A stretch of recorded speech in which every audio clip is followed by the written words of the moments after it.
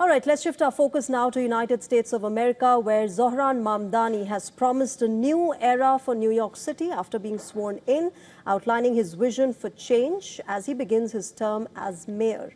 During his swearing-in ceremony, Mamdani placed his hand on the Quran, Islam's holiest book, becoming the first mayor in New York City to do so. He used a total of 3 Qurans for the oath-taking. One belonged to his grandfather, while another one belonged to Arturo Schomburg, the black writer and historian, and was lent to him by the New York Public Library. For a separate public ceremony at the City Hall, Zohran Mamdani used his grandfather's Quran, along with the one owned by his grandmother. New York City's first Muslim mayor has vowed to pursue an aggressive agenda aimed at making the largest city of US more affordable for working people, emphasizing universal childcare, affordable rents, and free bus service. He said that his administration will be accountable to all New Yorkers, not wealthy donors, as he pledged to govern according to democratic socialist principles. New Yorkers. And it will be New Yorkers who reform a long broken property tax system. New Yorkers who will create a new Department of Community Safety that will tackle the mental health crisis and let the police focus on the job they signed up to do. New Yorkers who will take on the bad landlords who mistreat their tenants and free small business owners from the shackles of bloated bureaucracy. And I am proud to be one of those New Yorkers. He also stated that the nation will be watching closely to see whether his left-leaning approach to governing can succeed in addressing the challenges facing Americans, adding that they will set an example for the world. I cannot blame anyone who has come to question the role of government, whose faith in democracy has been eroded by decades of apathy.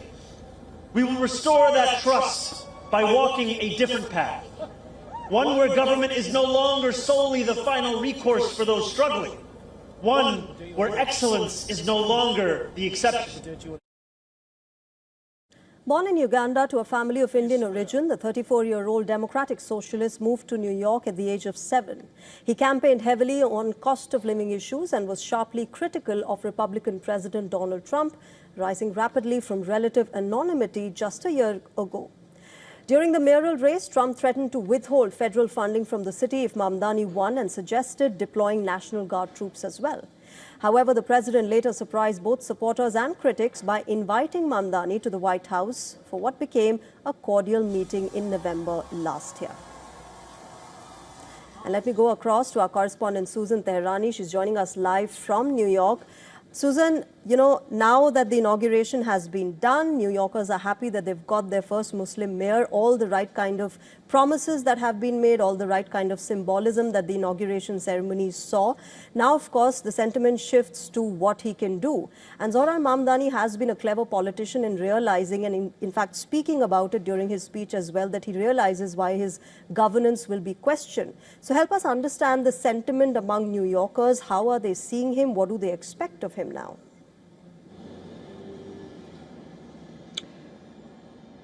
So there are some New Yorkers that are happy. He was elected. There are 50% of New Yorkers that didn't vote for him, or a little less, because he did ultimately win. And those are the New Yorkers who are concerned about how not only his policies are going to translate into the lives of everyday New Yorkers, but also how Albany and state legislators are going to be working with him to try to make these policies work. At the end of the day, his slogans are only as good as the legislation in Albany, and the state has to support him for him to be able to pass these laws.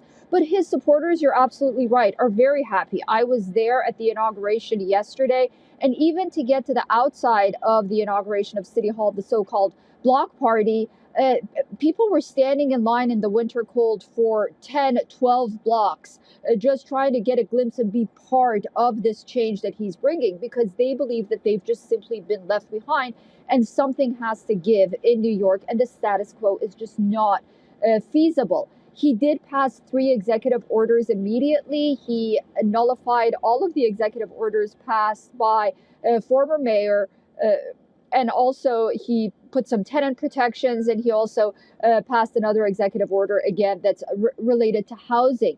But then there are those skeptics that believe that his policies are going to scare off the business community here in New York, the capital of finance, really, and also landlords as well. So, all New Yorkers, whether they supported him or not, they sort of have this let's wait and see approach to Zohran Mamdani. He's been able to really garner support and rally a sense of enthusiasm, notably among younger New Yorkers with his speech. But as you mentioned, how those words are going to translate into policy, well, we'll have to wait and see. But I think everyone wants this to work for New York, and I think that's very important. Absolutely, Susan. One of the statements that Zohran Mamdani said during his speech in Hindi and Urdu, it means winning hearts. He said, Dil jeet liye. I hope he's able to win the rest of the hearts that he hasn't been able to. Let's wait and watch how Mamdani fares as the mayor. Thank you very much, Susan, for joining us.